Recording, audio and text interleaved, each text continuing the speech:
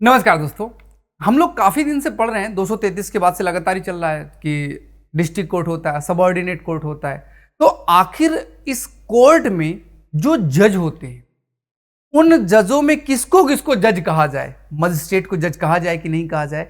तो जैसे आर्टिकल 12 में 36 में आपके 152 में डेफिनीशन दी गई शब्दों की, उसी तरह से आज हम बात करेंगे। संविधान में दिया गया है कि भाई जिला जज की डेफिनीशन क्या होगी, वो बताता है संविधान का आर्टिकल नंबर 236, यानी कि निर्वाचन। अब देखो भाई, इसका मतलब वही है इंटरप्रिटेशन, बताना, व्याख्या करना। किसकी व्याख्या करना?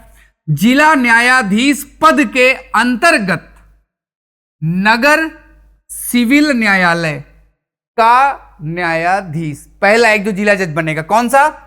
नगर सिविल न्यायालय का न्यायाधीश, यानी कि सिविल जज जो कि नगर में होगा, प्लस अपर जिला न्यायाधीश दूसरा, संयुक्त जिला न्यायाधीश तीसरा, सहायक जिला न्यायाधीश चौथा, लघुवाद न्यायालय का मुख्य न्यायाधीश पांचवा। ऐसे लिखते जाओ।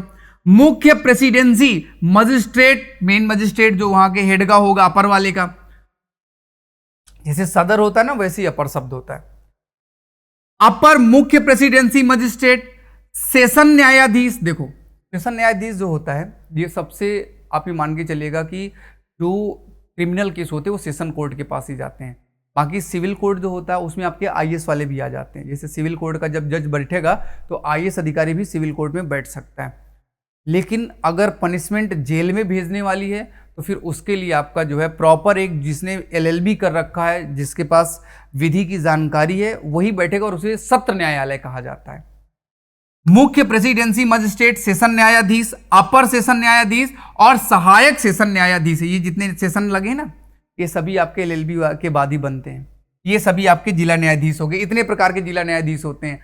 प्लस न्यायिक सेवा पद से क्या मतलब है? सेवा किससे संबंधित? जो अनन्यतः ऐसे व्यक्तियों से मिलकर बने जिसके द्वारा जिला न्यायाधीश के पद का और जिला न्यायाधीश के पद से अवर अन्य सिविल न्यायिक पदों से भरा जाना आरक्षित है, वो न्यायिक पद के तहत आएंगे।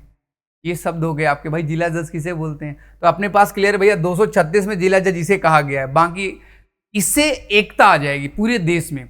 अदरवाइज क्या होता है कि हर क्षेत्र में, अब आप देखो जैसे ग्राम पंचायत है, वो राज्य सूची का विषय है, हर राज्य में ग्राम पंचायत का अलग डिजाइन है। अगर वहीं वो केंद्र सूची का विषय होता तो सब जगह पे सेम एक तरीके का होता ग्राम प्रधान। सब जगह या तो प्रधान कहा जाता या तो सरपंच कहा जाता, चेंज नहीं होता। तो संविधान से थोड़ा सा एकता जरूर आती है। फिलहाल कल मुलाकात करते हैं संविधान के अगले आर्टिकल के साथ। हंसते रहिए, मुस्कुराते रहिए, और आपका काम है वीडियो को लाइक करना।